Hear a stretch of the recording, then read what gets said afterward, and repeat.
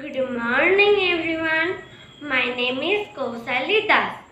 Today is a very special day. Today is 15th August. Today is 78th Independence Day.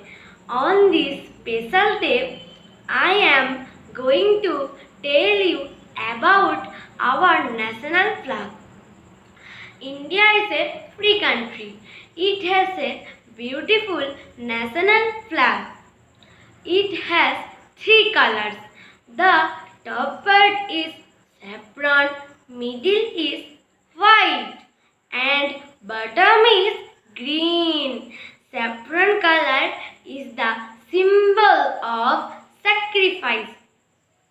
White color is the symbol of purity and peace. Green color is the symbol of bravery. There is the Ashoka Chakra in the middle of our national flag.